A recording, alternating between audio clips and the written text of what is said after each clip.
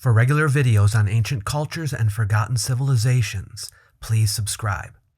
In the course of history, forgeries of written artifacts have infiltrated various cultures, from ancient times to the present. In antiquity, scribes attempted to replicate or invent ancient inscriptions and manuscripts, creating what we now label as antique fakes.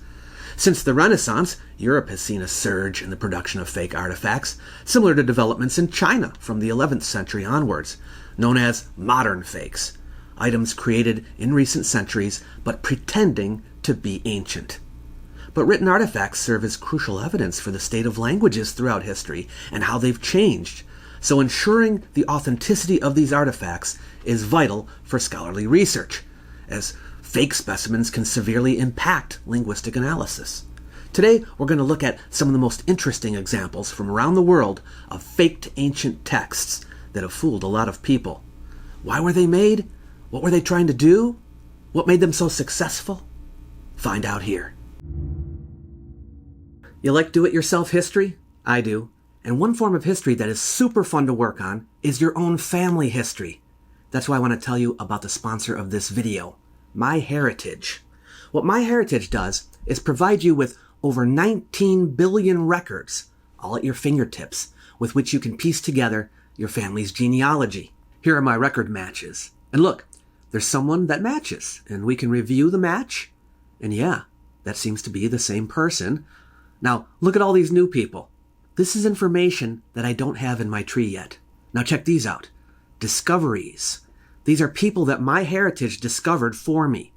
On the left is data from my tree, and on the right, a discovery from someone else's tree. It looks like we have the same person. This is going to add 12 people to my tree. There also is an AI feature where you can take an old photo and enhance it and colorize it. Check out this photo of my mother's mother from 1922. It looks so much clearer and more real. You can even animate it. Then you can take these photos and put them right into your ancestor's profile. So if you want to work on your genealogy and family history, I can think of no better service. Below the video, I'll leave a special link, which MyHeritage has given me to offer to you.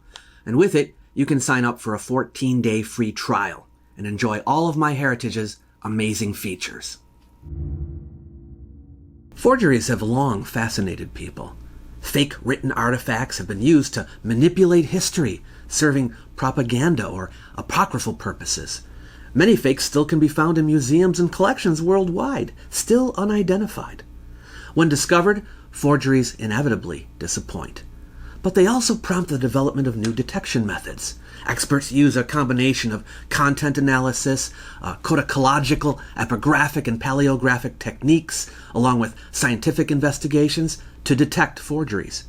Despite advancements in technology, though, some remain unsolved. So let's get started. The Glatzel tablets.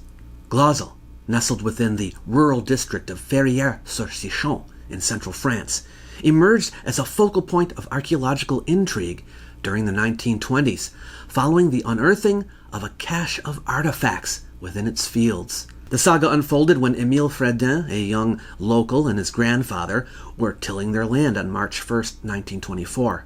Suddenly, the plow's wheel plunged into an unexpected pit, prompting the two of them to delve deeper.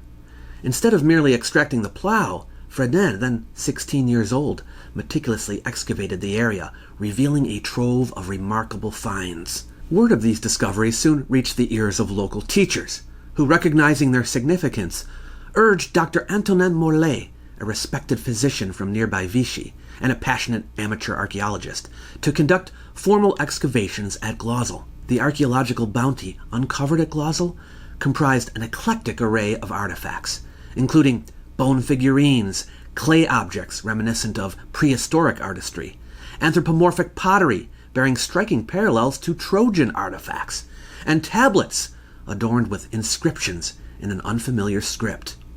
The clay tablets, square and rectangular in shape, were adorned with signs bearing resemblance to the Phoenician alphabet, but not exactly. The tablets are uncommonly large compared to most ancient tablets, which can be held in one hand, and almost all were intact. However, the absence of Phoenician writing in France during the presumed time frame of these artifacts, circa 700 to 100 BCE, raised questions about their authenticity. it also was impossible to determine the direction of the writing on the tablets, from right to left or left to right, or even both ways. Despite skepticism, Glatzel garnered widespread attention with numerous publications ranging from scholarly treatises to popular articles, exploring its implications. The prospect of an unknown civilization laying claim to the invention of writing captivated imaginations, challenging established narratives of human history. However, recent computational analyses have cast doubt on the validity of the so-called Glatzelian language. These analyses revealed a lack of consistent patterns in the arrangement of signs, suggesting a random assemblage rather than a coherent script. Some tablets exhibited traces of diluted clay or mud, resembling a patina applied with a brush, while others contained unexpected elements such as apple seeds, leaves, and fibers of cotton or wool. Notably, a remarkable example featured vegetal roots embedded within the clay, seemingly calcified yet undisturbed by millennia of exposure to acidic soil, an anomaly suggesting recent fabrication. Despite the fervent debate surrounding Glatzel, the site's authenticity is now generally rejected. The absence of stratigraphic layers at the site, the acidic nature of the soil, which should have eaten away most everything, and the presence of a bunch of intact artifacts rather than broken pieces collectively suggest the possibility of an elaborate hoax. While extensive investigations have been undertaken to uncover the truth behind Glatzel's mysteries, the motives behind the purported forgery remain elusive. The Michigan relics. In October of 1890, James Scotford of Edmore, Michigan, a sign painter, was digging post holes when he unearthed what he described as a large earthen casket and items inscribed with what looked like ancient writing. Excited by his discovery, he quickly shared the news with a nearby town. Scotford's find generated widespread interest. More discoveries followed in the area around Wyman in Montcalm County, Michigan. The news of the ancient artifacts triggered a sort of gold rush in Michigan as people flocked to unearth their own piece of history. Over the next 3 decades, around 3,000 additional artifacts were discovered across the state. These items included cups, amulets, tools, pipes, and tablets made from materials such as clay, copper, and slate, all adorned with religious-looking symbols and characters. However, skeptics noted that the artifacts were often found only when Scotford was present. Inspired by the idea of an ancient race once inhabiting their land, a small group of local residents formed a society to study the materials further. They enlisted the help of professors from nearby colleges and universities to authenticate the artifacts. Several clues indicated that the Michigan relics were not genuine. 1. The hieroglyphs were stamped cuneiform characters in random order. 2. Lion figures had missing tails, which is out of harmony with known ancient artistic representations. 3. Some of the clay objects, because they were air-dried instead of kiln-fired, easily dissolved in water, which cast doubt on their age. 4. Some clay items showed wooden board imprints on them, and these boards had machine saw marks on them. 5. Copper artifacts were smelted, a modern process requiring high temperatures. 6. Tools that were found displayed no signs of wear or functionality, suggesting they were not used. 7. Slate tablets showed evidence of commercial cutting and milling with modern saw marks. Early scholars who examined the relics generally agreed they were forgeries. Despite expert testimony discrediting the relics, promoters and enthusiasts persisted in their belief, leading to the quiet dissolution of the Archaeological Society formed to study them. By 1907, Scotford had teamed up with Daniel E. Soper, a former Michigan Secretary of State who had faced embezzlement accusations, presented thousands of objects purportedly found across 16 Michigan counties. Collaborating, they showcased artifacts made from various materials, inviting notable community members to join archaeological digs. A laborer would excavate in designated areas until uncovering an item, which the guest of honor would then unearth, becoming part of the discovery. The emotional thrill of participation often overshadowed doubts about the authenticity of the objects. The artifacts ranged from coins and pipes to boxes, figurines, and cuneiform tablets depicting biblical scenes, including Moses with the 10 Commandments. In November 1907, the Detroit News reported that Soper and Scotford were selling copper crowns allegedly unearthed from prehistoric kings' heads, along with copies of Noah's diary. Yeah, Noah.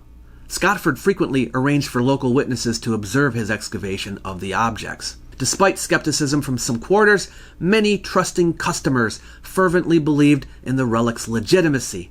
In 1911, John A. Russell published a pamphlet titled Prehistoric Discoveries in Wayne County, Michigan, advocating for their authenticity. Notably, James Savage, a former pastor at Detroit's Most Holy Trinity Catholic Church, purchased 40 of the objects. He viewed them as remnants relevant to the descendants of the lost tribes of Israel. Rudolf Etzenhauser, a traveling elder of the reorganized Church of Jesus Christ of Latter-day Saints, viewed the relics as evidence supporting the historicity of the Book of Mormon. Etzenhauser went as far as publishing a book on his collection of the Michigan relics. In 1911, a significant revelation surfaced when Scotford's stepdaughter signed an affidavit stating that she had witnessed him manufacturing the objects, and when she challenged their authenticity, she says Scotford threatened her life. Mary Robson, the next-door neighbor of Scotford's sons, Percy and Charles, says she saw them constantly producing artifacts. While most scholars and academics attribute the crafting of the relics to Scotford and the salesmanship to Soper, both men never confessed to the forgery. They remained active in the business until their deaths in the 1920s. After James Savage's passing in 1927, he left his collection of relics to the University of Notre Dame. However, it wasn't until the 1960s that Milton R. Hunter, president of the New World Archaeological Foundation, rediscovered the relics at Notre Dame. Hunter became dedicated to using the relics to support the historicity of the Book of Mormon. He linked the relics to the Michigan mound builders, whom he believed were the Nephites mentioned in the Book of Mormon. Hunter's efforts with the relics fueled pseudo-archaeology within religious circles, aiming to validate pre-Columbian contact and the myth of the mound builders. In 2001, Professor Richard B. Stamps from Oakland University examined the relics and determined that they were crafted using contemporary tools. Today, examples of these forgeries are showcased in an exhibit at the University of Michigan's Kelsey Museum of Archaeology. The Michigan relics, also known as the Scotford frauds or Soper frauds, are considered to be one of the most extensive and elaborate archaeological hoaxes ever committed in American history. The Sun Wu manuscript, a Bingfa bamboo strip manuscript, was discovered in Xi'an, China in 1996. It was a manuscript with 82 chapters, supposedly from Han times, with a text by the ancient military theoretician Sun Wu, known more commonly in English as Sun Tzu or Sun Tzu, the guy who wrote The Art of War. This manuscript was the object of heated debates on its authenticity, involving the media and scholars on both sides. The matter finally ended up in court.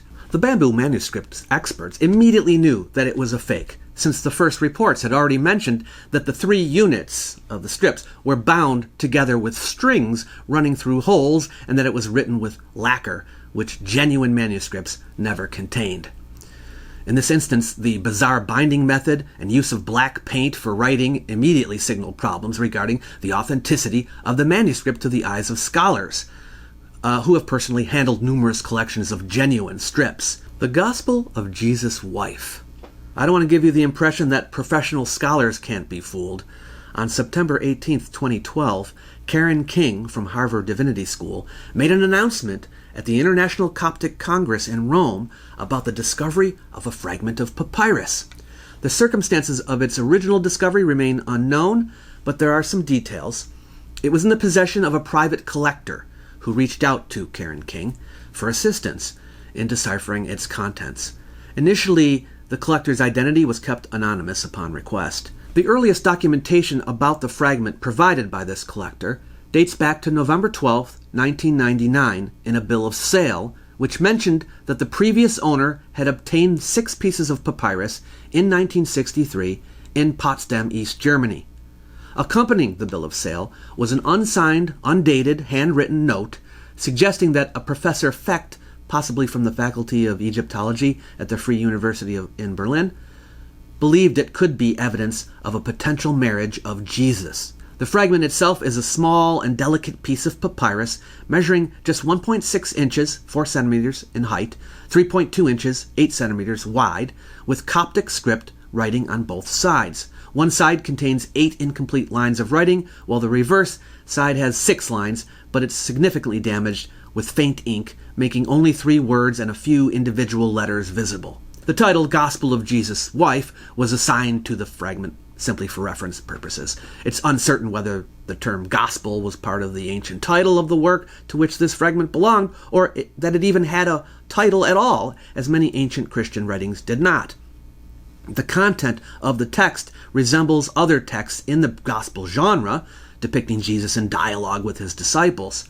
The term gospel is used here to categorize the fragment within the broader genre of early Christian literature that narrates aspects of Jesus' life or teachings, including post-resurrection appearances. The title does not claim any canonical status or historical accuracy for the content. Instead, it serves as a convenient reference to the fragment's most notable claim that Jesus was married. Since the announcement of the fragment's existence, skepticism has arisen regarding whether it truly is an ancient text or a modern forgery, primarily due to its unfamiliar content and suspicions of ulterior motives to prove Jesus' marital status or financial gain. In this case, Karen King personally transported the fragment to the Institute for the Study of the Ancient World in New York, where it underwent thorough examination by renowned papyrologist Roger Bagnall and New Testament scholar Anne-Marie Luyendijk. I hope I'm pronouncing that right. They thought it was real because it would take considerable skill to forge it, and it seemed to have been around for a long time before anyone revealed it. 2 radiocarbon tests were conducted, with the first yielding a date range of between 404 and 209 BCE, and the second indicating a date range of 659 to 859 CE. 2 contradictory dates are problematic, but at the time the first one was ruled out, obviously, and the second one was considered evidence of authenticity.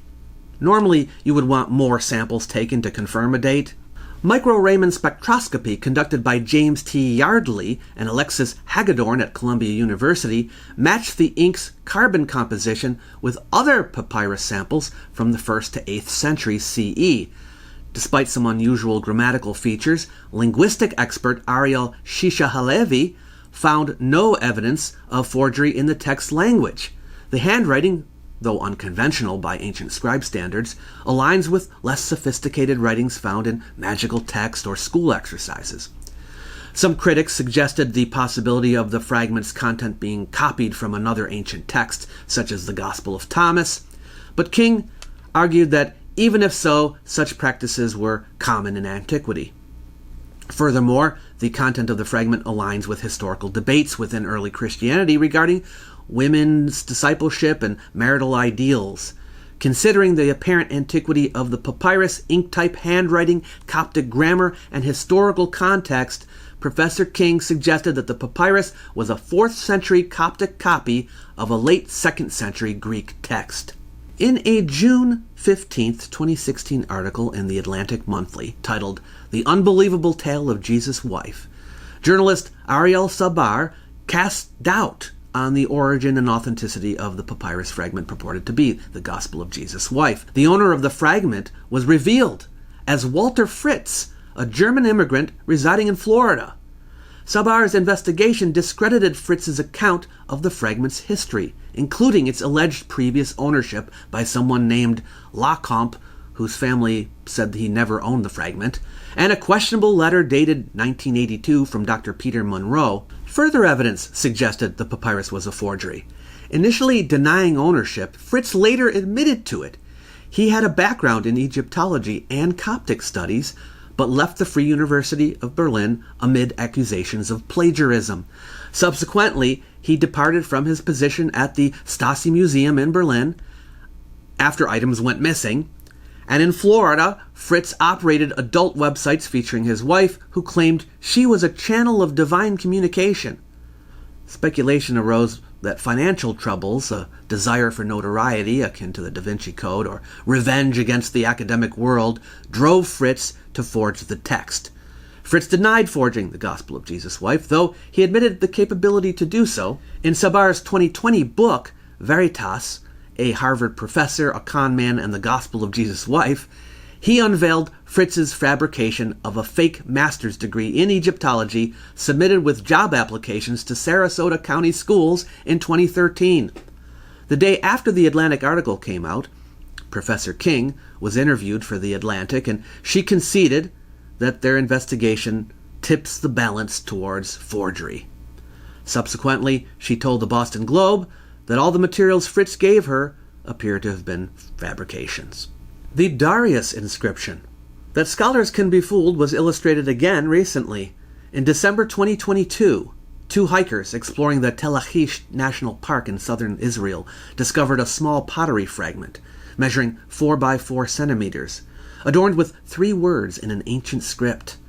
Recognizing its potential significance, they handed it over to archaeologists for further examination. Sa'ar Ganor, an archaeologist specializing in the site of Lachish, meticulously analyzed the artifact. Ganor mentioned in an interview that they conducted tests at the Antiquities Authority's labs to verify its authenticity. He explained their process, stating, "Before I was completely happy, I went to do tests in the labs of the Antiquities Authority. We photographed it with the same camera that takes photos of the stored scrolls," meaning the Dead Sea Scrolls. "We ran it through the analytical laboratory to know if this is an authentic object." Well, it seemed to check out. The pottery sherd, although not found in its original context during a formal excavation, initially didn't raise significant doubts about its authenticity. Its discovery, while not in situ, wasn't seen as a major hindrance to its credibility. Previous archaeological endeavors there, such as those by British archaeologists, involved disruptive methods, including the destruction of structures, which could have resulted in the displacement of artifacts, like this sherd. At first glance, the sherd didn't exhibit obvious signs of modern tampering. Its concise inscription of just 3 words, including a date and the name Darius, might seem serendipitous. But it wasn't inherently suspicious. Sometimes archaeologists stumble upon remarkable finds through sheer luck. The script on the sherd appeared to be ancient Aramaic, and its letter forms didn't immediately raise doubts among skeptical experts. Notably, the individual who inscribed the text was knowledgeable about ancient Aramaic writing, lending further credibility to the artifact. While the use of incised pottery during the Persian period was uncommon, it wasn't unheard of. Professor Aaron Mayer of Bar Ilan University pointed out that writing on pottery was typically done with ink, but incised markings both before and after firing did exist. Therefore, the fact that the inscription on this artifact was incised after firing wasn't inherently suspicious. The inscription then underwent detailed analysis by Professor Haggai Mizgav, a prominent expert in Aramaic and ancient Hebrew inscriptions at the Hebrew University of Jerusalem. He confirmed that the script was Aramaic and deciphered the inscription, revealing 3 words, "Year 24 of Darius," corresponding to the period around 498 to 497 BCE. This date pointed to Darius I, commonly known as Darius the Great. Following Misgav's findings, the Israel Antiquities Authority made a significant announcement to the press regarding the discovery. However, just 2 days later, they made another significant announcement. The inscription was not authentic. What happened? Well, what emerged was another expert in ancient Aramaic writing and inscriptions, who was part of a foreign team working at Lachish the previous August, contacted the Israel Antiquities Authority after seeing the announcement of the Darius inscription in the news. She admitted to being its author without any malicious intent. She had picked up a piece of pottery lying on the ground at Lachish, scratched on it to demonstrate ancient inscriptions to her students, and then she placed it back where she found it. The pottery remained there until the hikers later picked it up. It's important to emphasize that the Darius inscription was not a deliberate forgery. It originated from an error in judgment and led to assumptions that appeared reasonable at the time. Some may wonder why the experts didn't notice the freshness of the inscription, which was made just 4 months before its discovery, rather than 2,500 years ago.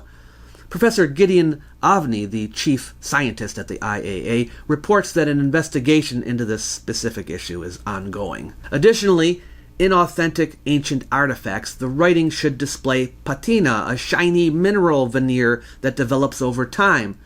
However, patinas are delicate and uneven. The Darius inscription had been lying face down in the dirt and mud for 4 months during an Israeli winter.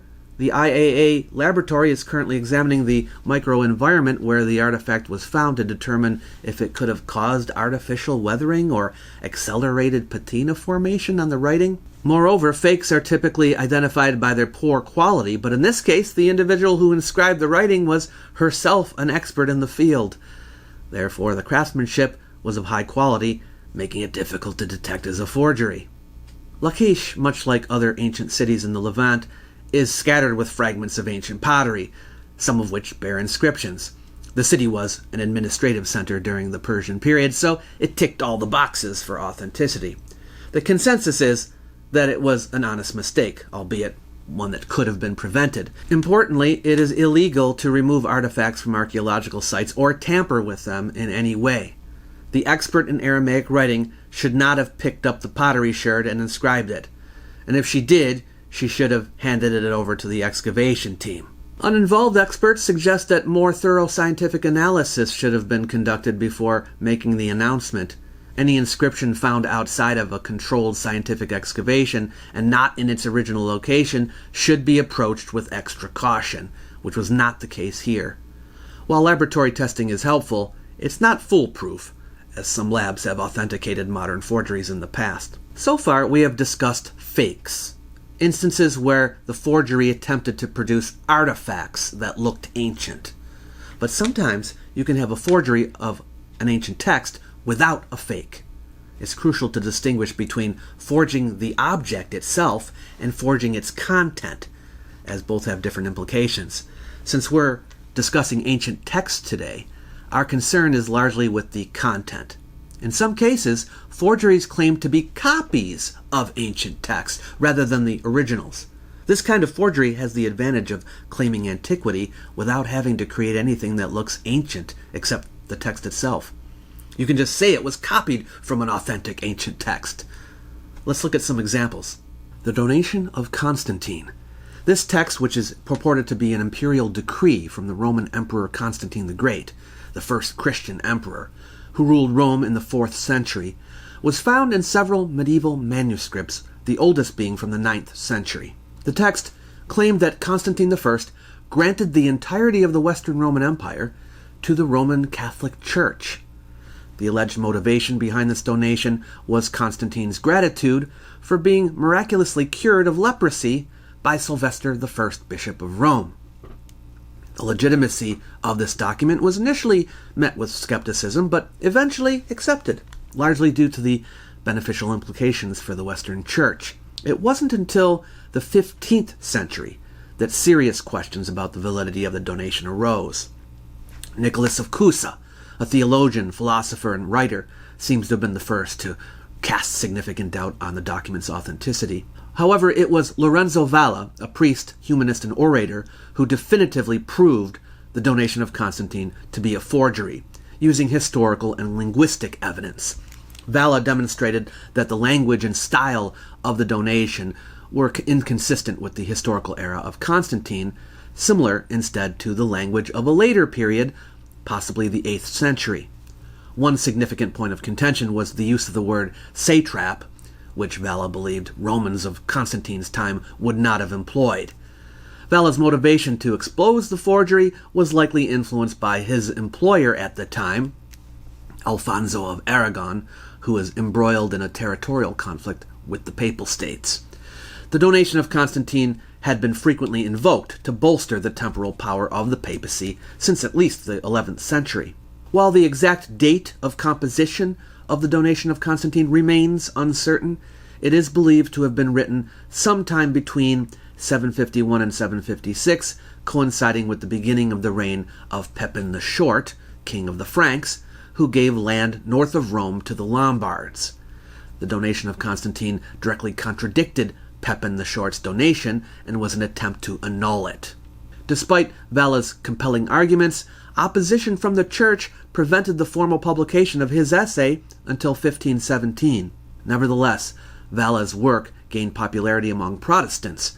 Today, Lorenzo Vella's debunking of the donation of Constantine is widely accepted, and its illegitimacy is generally conceded.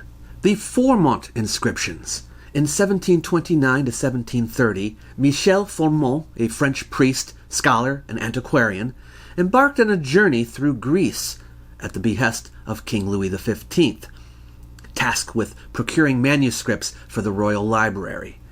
Despite his efforts, he found no manuscripts deemed worthy of acquisition. However, he diligently copied ancient inscriptions, particularly in Athens and Sparta.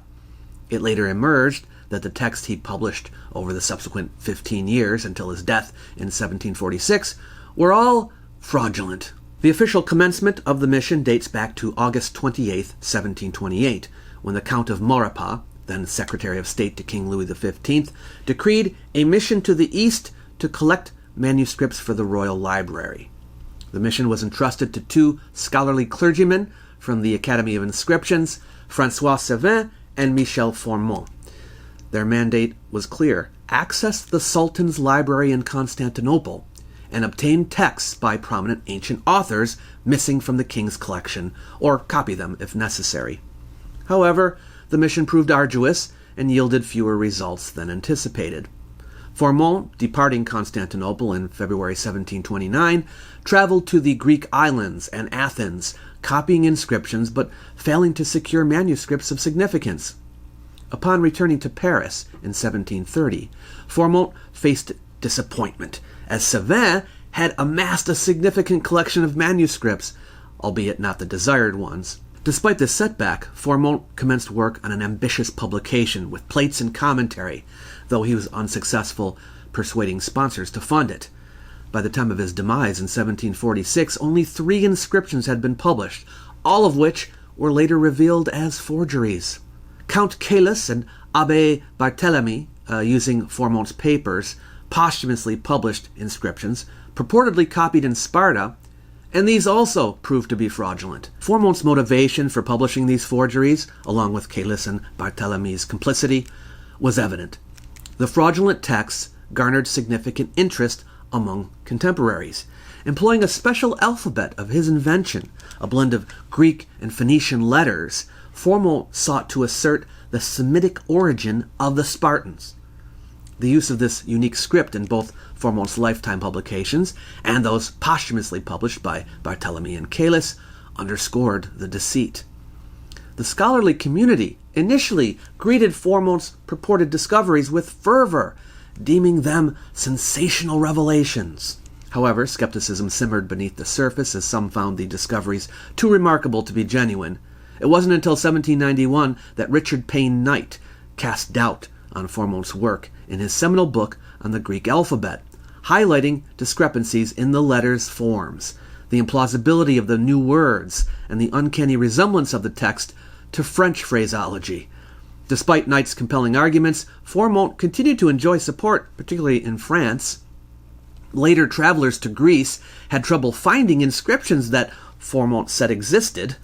Fourmont purportedly confessed in a private letter that he destroyed some inscriptions after copying them.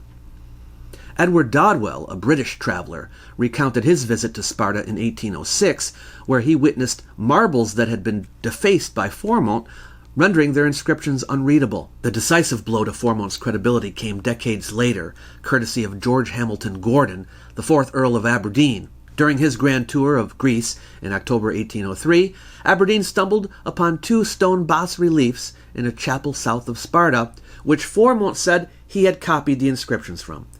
These reliefs, known as the Aberdeen reliefs, depicted objects related to women's cosmetics and dress, accompanied by inscriptions identifying the donors. Their publication in 1817 shed light on Fourmont's deceptive practices, exposing his crude methods and lack of scruples. More recent studies comparing extant original inscriptions with what Fourmont put in his field notes suggest that when Fourmont copied the inscriptions on location, he was not at that point deliberately forging them. His notes show a distinct lack of knowledge about what he was copying, and he did a lousy job, but it was not until he returned to France and was under pressure to produce something amazing, and he wanted to get paid, that he decided to embellish. Interestingly, while Fourmont's endeavors ended in ignominy, François Sévin, his counterpart, who brought back nearly 600 manuscripts from Constantinople, reaped rewards for his success. Sévin received a lucrative clerical appointment and was appointed a librarian for the Royal Manuscript Collection, enjoying financial security and professional accolades that eluded Fourmont. The Emerald Tablets of Thoth the Atlantean. Yeah, the Emerald Tablets of Thoth the Atlantean, a book penned in 1930 by Maurice Doreal, an American occultist and cult leader, claims to be an English translation of a group of ancient Egyptian texts. It speaks of the mythical realm of Atlantis, featuring serpent-headed beings, alchemical practices, and a wide array of esoteric subjects. Doreal, whose real name was Claude Doggins, wrote in the introduction, quote, "The writer, who has a connection with the Great White Lodge, which also works through the pyramid priesthood," this is the name of the cult he started, "was instructed to recover and return to the Great Pyramid the ancient tablets. This, after adventures which need not be detailed here, was accomplished. Before returning them, he was given permission to translate and retain a copy of the wisdom engraved on the tablets. This was done in 1925, and only now has permission been given for part to be published. It is expected that many will scoff, yet the true student will read between the lines and gain wisdom," unquote.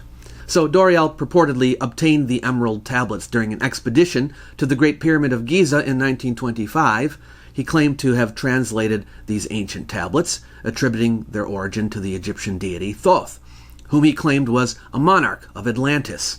To be clear, Doreal's Emerald Tablets should not be confused with the medieval Hermetic text known as the Emerald Tablet. These are not the same. If you want to know more about the Hermetic texts, which certainly inspired Doreal, I will leave a link to my video on the subject below. Doreal writes of the tablets, quote, "Their antiquity is stupendous, dating back some 36,000 years BC. The writer is Thoth, an Atlantean priest-king who founded a colony in ancient Egypt after the sinking of the mother country. He was the builder of the Great Pyramid of Giza, erroneously attributed to Cheops. In it, he incorporated his knowledge of the ancient wisdom and also securely secreted records and instruments of ancient Atlantis. For some 16,000 years, he ruled the ancient race of Egypt from approximately 52,000 BC to 36,000 BC. At that time, the ancient barbarous race among which he and his followers had settled had been raised to a high degree of civilization." He's talking about the Egyptians. "During later ages, the ego of Thoth passed into the bodies of men in the manner described in the tablets. As such, he incarnated 3 times, in his last being known as Hermes, the thrice-born. In this incarnation, he left the writings known to modern occultists as the Emerald Tablets, a later and far lesser exposition of the ancient mysteries," unquote. Nowhere does Doreal say where in the Great Pyramid he found these tablets, how he got into the pyramid to obtain them, and never did he take any photos of these tablets or show them to anyone. I'm sure most of you immediately can see that this is complete bunk, but there are many who even today still hold to the belief that these tablets are genuine. The thing is, the contents of the book are clearly a product of modern times. The composition of Doreal's book coincided with the peak of theosophical influence and the burgeoning popularity of H.P. Lovecraft's fictional works. Inspired by Lovecraft's tales like the Dunwich Horror and Hounds of Tyndalos, as well as medieval occult texts, Doreal penned his mystical narrative. In 1931, Doreal claimed to have encountered 2 purported Atlanteans in Los Angeles who allegedly led him to a cave beneath Mount Shasta. This encounter fueled his fascination with the inner earth and underground races, which he integrated into his cosmological theories. Over time, Doreal expanded his beliefs to incorporate aliens, envisioning a future alliance between a serpent race and the Antichrist in the latter half of the 20th century. During the late 1940s and early 1950s, Doreal relocated his Brotherhood of the White Temple near Sedalia, Colorado, prophesying a nuclear war in 1953. He believed that the mountains surrounding their new location would shield them from harm. Doreal passed away in 1963, leaving behind a legacy of esoteric teachings and prophetic visions. Next time someone tells you about ancient Egyptian texts called the Emerald Tablets of Thoth, keep this in mind. The Vimanika Shastra, meaning a shastra, a manual or book, on the topic of Vimanas, is a Sanskrit text on aeronautics that was revealed in the 20th century and was claimed to be very ancient. Apparently, it was first introduced to the public in a 1952 press release by J.R. Joycer, who had established the International Academy of Sanskrit Research in Mysore, India, the previous year. The press release read in part, quote, Mr. J.R. Joycer, director of the International Academy of Sanskrit Research in Mysore, in the course of an interview recently, showed some very ancient manuscripts which the Academy had collected. He claimed that the manuscripts were several thousands of years old, compiled by ancient rishis, Bharadwaja, Narada, and others, dealing not with the mysticism of ancient Hindu philosophy of Atman or Brahman, but with more mundane things vital for the existence of man and progress of nations, both in times of peace and war. One manuscript dealt with aeronautics, construction of various types of aircraft for civil aviation and for warfare.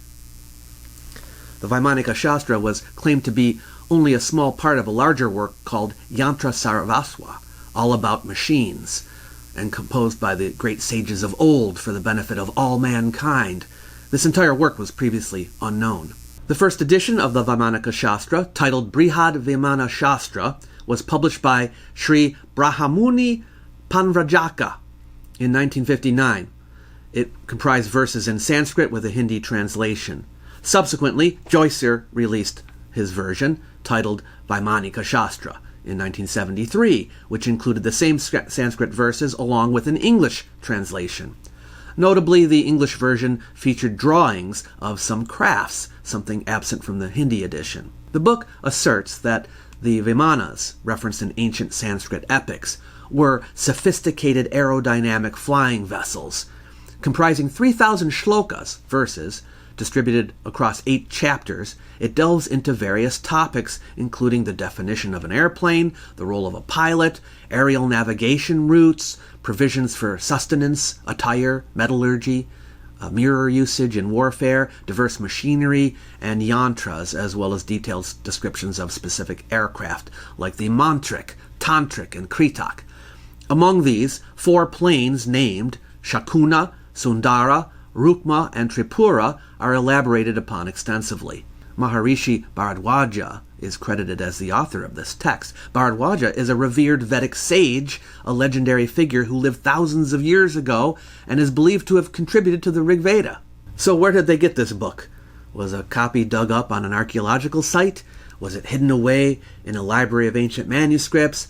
Well, no.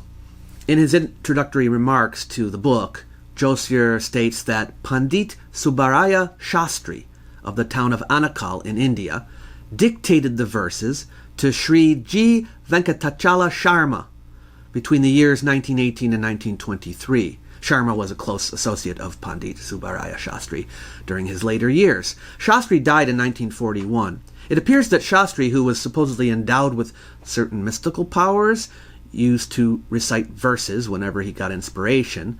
These used to be promptly taken down by Sharma.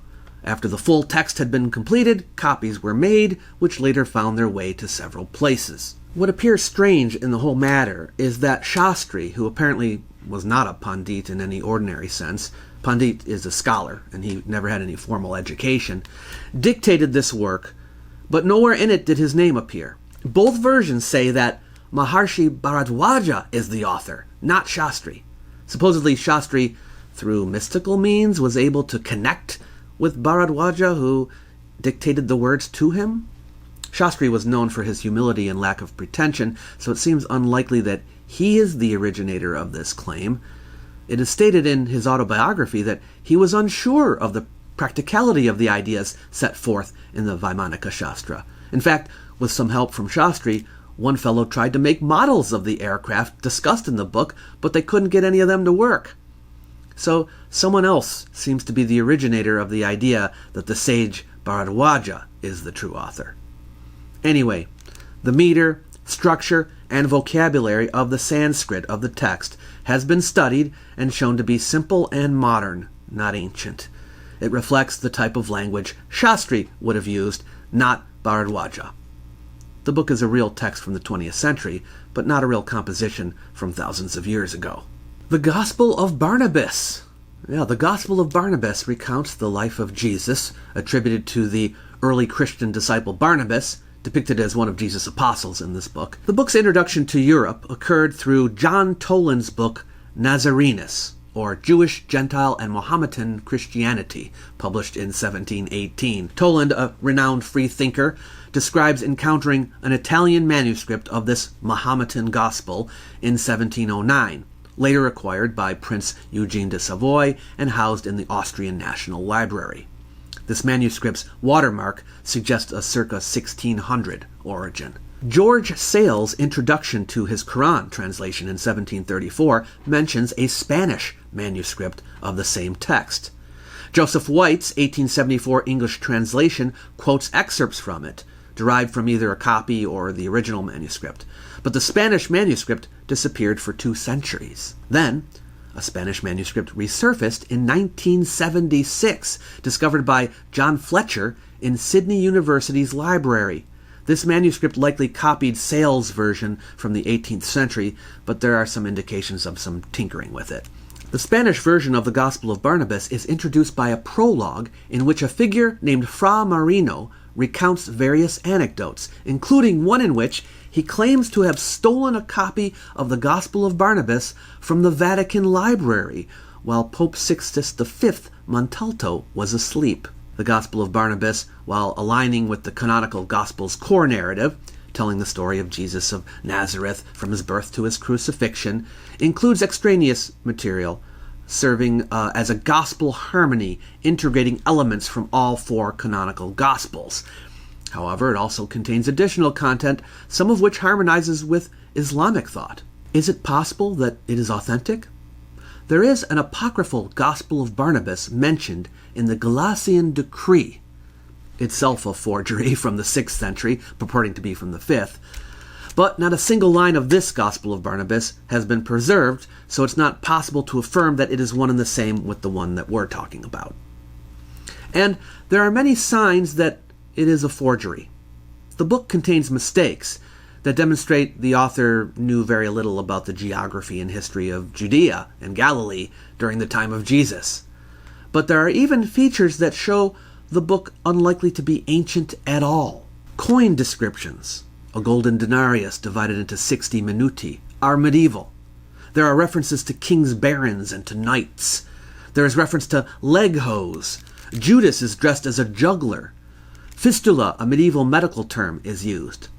This bears the signs of medieval authorship. Interestingly, some of the strongest defenders of the Gospel of Barnabas are Muslims. Some believe it is a truer gospel than the ones in the New Testament.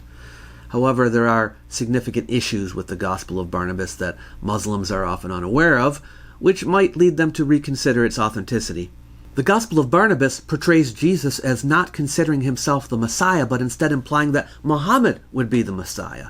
According to the Gospel of Barnabas, Jesus said, "I am not the Messiah. I am indeed sent to the house of Israel as a prophet of salvation, but after me shall come the Messiah." This contradicts the Quran, which clearly states that Jesus is the Messiah. Another inconsistency between the Gospel of Barnabas and the Quran pertains to the birth of Jesus.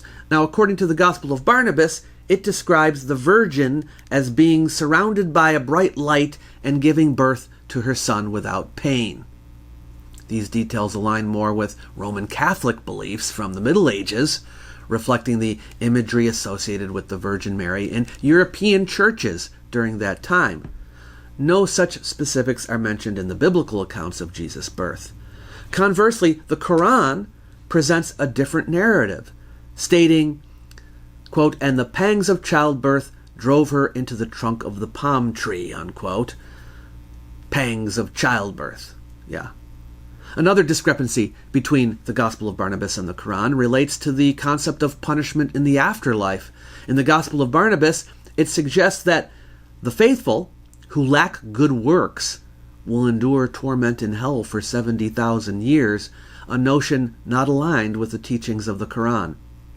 Additionally, while the Quran explicitly prohibits the consumption of pork, the Gospel of Barnabas presents a different perspective. It includes a passage where Jesus discusses dietary laws, stating that eating with unclean hands does not defile a person, emphasizing that what enters the body does not corrupt it, but rather what comes out of it does. These divergences highlight theological inconsistencies between the Gospel of Barnabas and Islamic teachings found in the Quran. Furthermore, it suggests that the author of the Gospel of Barnabas lacked a deep understanding of both biblical history and Orthodox Muslim theology, but possessed knowledge of European medieval customs. Scholars have delved into various theories regarding the origins of the Gospel of Barnabas, with some proposing a Moorish milieu and a Morisco scholar as the potential author. This speculation stems from the discovery of similar gospel forgeries in Granada after 1588, attributed to Moors. Further analysis of the Spanish and Italian versions suggests that the Spanish manuscript was likely copied from the Italian one. However, dating the Gospel of Barnabas presents complexities. Apparent references to Dante's Divine Comedy provide a clue. The mention of the Centennial Jubilee, which was shortened to 50 years in 1349 and later to 25 years, implies a context before these changes, aligning with the early 14th century. Moreover, the reference to sugar as a precious commodity is significant. Sugar was rare and expensive, imported from the Arab world during the medieval period, especially in Europe. The Gospel of Barnabas portrays sugar as something unattainable by human effort, reflecting its scarcity in the 14th century. The dating of the Gospel of Barnabas finds further support in its textual similarities with Middle Italian gospel harmonies, as evidenced by manuscripts dating back to the 14th and 15th centuries. The Italian text of the Gospel of Barnabas exhibits features of both Venetian and Tuscan dialects, so analysis of the text suggests that the author of the Gospel of Barnabas used a gospel harmony from the Venetian and Tuscan tradition as a literary framework for his own work. While internal evidence suggests a 14th century origin, questions remain about the creation, transmission, and motivations behind the Gospel of Barnabas. These mysteries continue to intrigue scholars, leaving room for speculation and debate about its origins. These examples illustrate how forgery, like any form of deception, is not perfect. Even the most meticulous forger leaves behind subtle clues that betray the authenticity of their work. Religious forgeries often support dubious canonical texts or purport to be such texts themselves. The Gospel of Barnabas exemplifies this tendency, replete with attacks on other forgers and preemptive defenses against potential critics. Additional forgeries may feature obscure languages or mysterious marginal notes, further complicating their assessment. This is all done on purpose. The document might even present itself as a contemporary copy or translation of an ancient work, a tactic employed to evade detection. Some forgers intentionally include flaws, perhaps harboring a desire to eventually reveal their handiwork. Suspicion often arises from the extraordinary circumstances of discovery, or the elaborate tale of origin associated with the artifact. These items may be found in unexpected places, such as a hidden box in a garden, or tucked away in a forgotten corner of a library. Historical inaccuracies, including anachronisms and factual errors, are common in forged texts due to the limited knowledge of the forger or their contemporaries. These mistakes often reflect the specific cultural and historical context in which the forgery was produced. Only through later historical research can these inconsistencies be fully revealed. As for fakes, we also have the recourse of examining the media upon which the texts are written. While scientific advancements have improved the detection of fakes, counterfeiters have also refined their techniques to create increasingly convincing fakes. A deep understanding of physical and chemical processes such as corrosion and natural aging enables forgers to replicate the appearance of authentic artifacts more accurately. The Silwan ossuary, for instance, discovered in 2002, bears an inscription linking it to biblical figures, but experts remain divided over its authenticity. In some cases, doubts persist due to the absence of scientific testing or the lack of transparency regarding test results. Forensic analysis encompassing various disciplines from history and archaeology to art and philology, is essential for identifying forgeries accurately. Provenance, or an artifact's documented history of ownership, plays a crucial role in authentication. Although tracing provenance is challenging for old objects, contextual analysis remains vital. Forgers often fabricate archaeological backgrounds to lend credibility to their creations, but discrepancies in the archaeological context can expose fraud. The Glatzel tablets, for example, were found alongside artifacts from disparate periods, casting doubt on their authenticity. Authenticity hinges on numerous factors, including the materiality of the artifact, the script's characteristics, the text's linguistic and cultural context. Suspicion may arise from excessive originality in the script or text, signaling potential forgery. Economic incentives have driven forgery since ancient times, with increased demand for antiquities fueling a surge in production since medieval times. Forgers often exploit historical or cultural claims to shape narratives and advance agendas, particularly during times of political change. The reinterpretation of history is facilitated by the discovery of artifacts supporting these claims. Scholars and scientists, influenced by the prevailing opinions and prejudices of their time, may overlook or endorse forgeries that align with their beliefs. Some forgers aspire to fame and recognition, even orchestrating the discovery of their own creations to achieve acclaim. Scientists may succumb to fraud driven by personal ambitions for recognition or professional success. Scholars have produced fakes for various reasons, including personal amusement, professional rivalry, or the desire to deceive colleagues, students, or professors. When authentic artifacts enter the market without provenance, they may initially be mistaken for genuine antiquities. Private collectors and museums may unwittingly acquire these items only to discover their true nature later. But because of all this, archaeologists today are less inclined to give credence to any artifact not found in an excavation where its provenance is known. Some take a very hard line. No one provenance artifact should ever even be discussed. It is believed that giving them any attention will just encourage the making of more fakes. Until our technology gets good enough to distinguish fakes, this may be the only route to take, but I suspect that the technology of forgers will always keep up. I hope you enjoyed this video. If you did, please give it a thumbs up, and if you would like to support the work that the channel is doing, please consider giving a super thanks donation. If you would like to help the channel on a long-term basis, you can become a patron for as little as $2 per month at patreon.com/worldofantiquity. And don't forget, below the video is a link for you to get a 14-day free trial of MyHeritage. You might like my little e-booklet, Why Ancient History Matters. It's designed to persuade people that the subject is important, even in the modern world. You might also wish to use it to help spread the word, so feel free to share it with someone you know. It's free for anyone who wants it. I've left a link in the description box below the video for you to grab a copy. Catch you later.